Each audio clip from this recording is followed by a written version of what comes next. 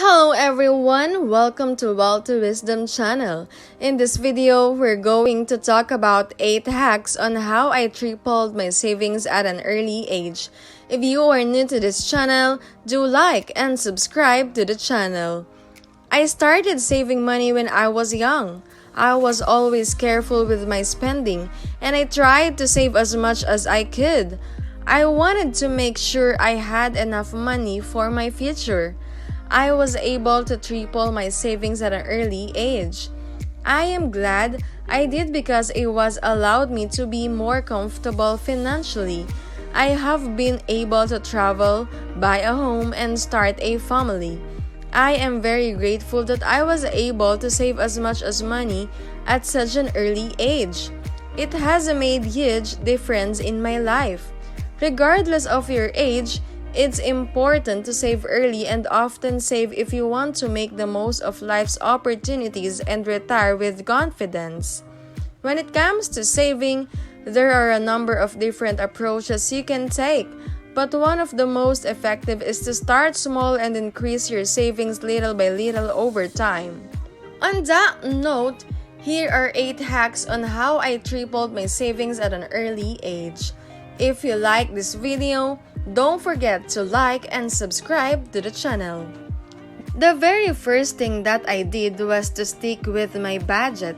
I'm often asked how I was able to save so much money at such a young age. The truth is, it wasn't always easy. I had to make some sacrifices and learn to live on a tight budget. But I was motivated by the idea of having a cushion of savings to fall back on in case of emergencies. I also knew that the sooner I started saving, the more time I would have to let my money grow. So I made a plan and stuck to it, even when it wasn't always convenient, and it paid off. I was able to triple my savings within just a few years. If you're looking to save money, I highly recommend following a budget. It may not be the most exciting way to live, but it can help you reach your financial goals.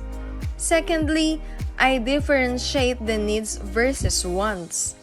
Differentiating your needs from your wants is one of the most important things you can do when it comes to saving money. Too often, we treat our wants as needs, and this can lead to overspending and financial problems down the road. So how can you tell the difference between a need and a want? Here are some key points to keep in mind. Needs are items that are essential for survival, such as food, shelter, and clothing. Wants are items that we would like to have but that are not essential for survival. Needs are usually recurring expenses while wants are typically one-time purchases. Needs typically have a fixed cost, while wants can vary in cost depending on what you're looking for. By keeping these points in mind, you can start to differentiate your needs from your wants and make sure that your spending aligns with your financial goals.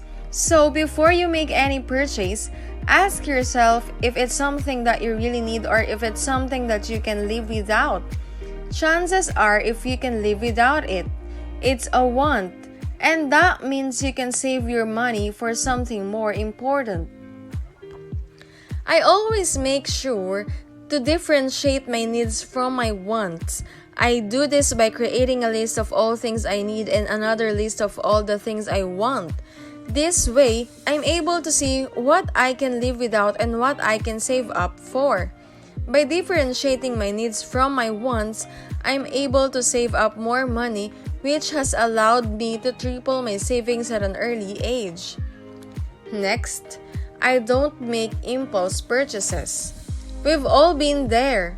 You're out shopping and you see something that you just have to have. It's perfect and it's in the sale. So you buy it, even though you don't really need it. But then you get home and realize that it was a bad idea. But in my case, I've always been a saver, not a spender. That's how I was able to triple my savings at an early age. I save for what I want and I only buy things when I can afford them. This might not seem like a big deal, but it really adds up over time. For example, I recently wanted to buy a new car. I didn't just go out and buy the first car I saw. I did my research, figure out what I could afford, and then saved up for it. I waited until I had the money in hand before making the purchase. By taking this approach, I was able to get a great car without going into debt. And because I didn't have any car payments, I was able to save even more money.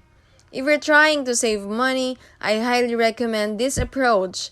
It might take longer to get what you want, but it's worth it in the long run.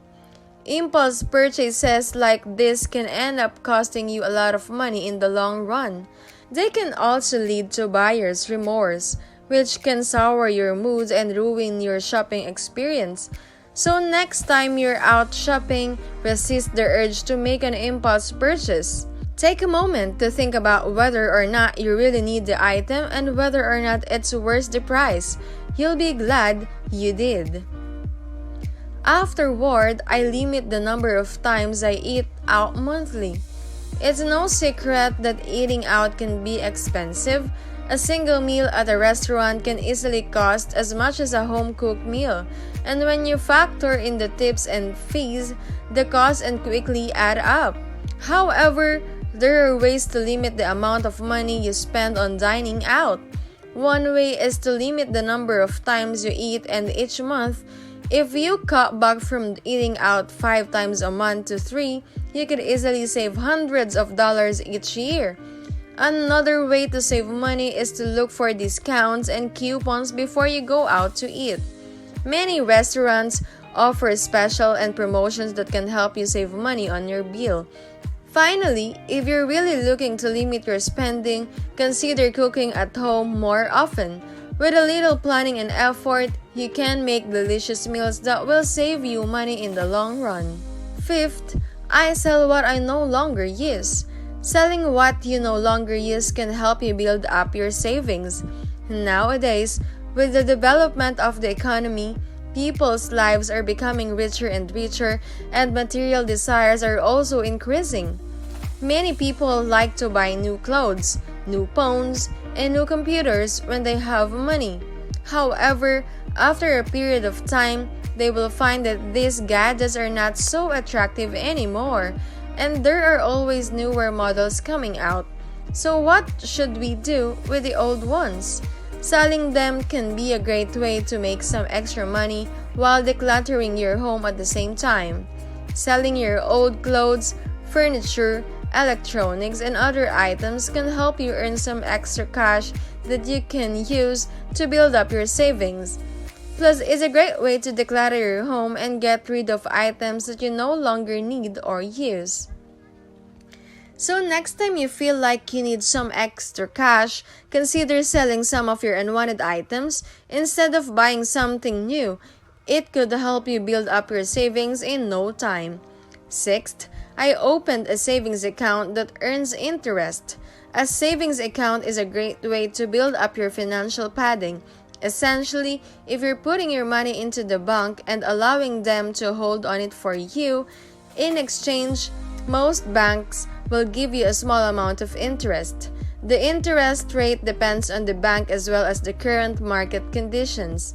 When you have money in savings account, you're able to earn money without having to do anything. The funds just sit there and grow over time.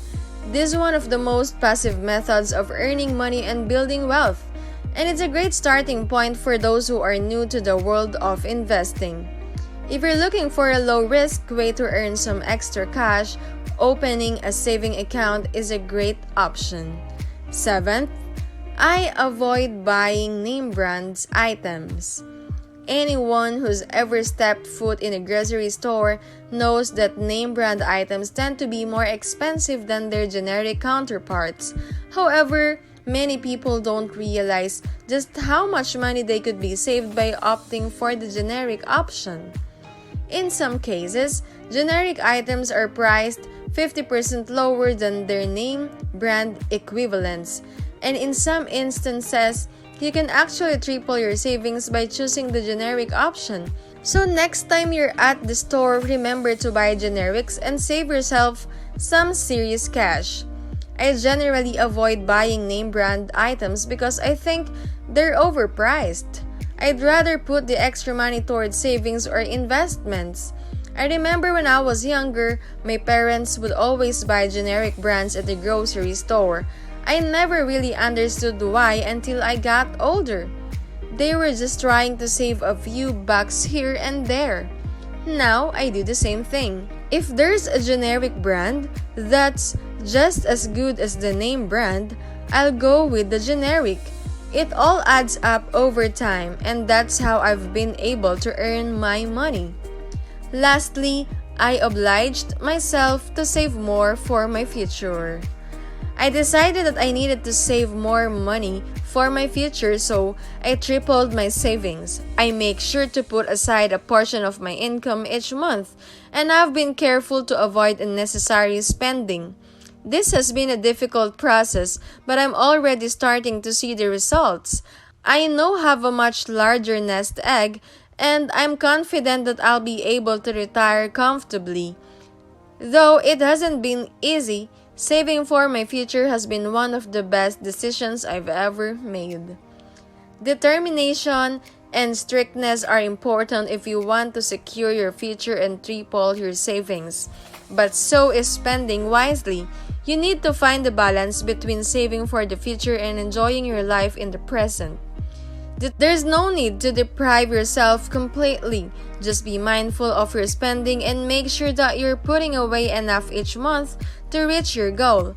With a little bit of planning and discipline, you can make sure that your future is bright and that your savings are healthy. Thank you for watching. I hope you have learned something from this video. If you like this video, do give us a like, subscribe to the channel, and comment down below. Thank you and goodbye!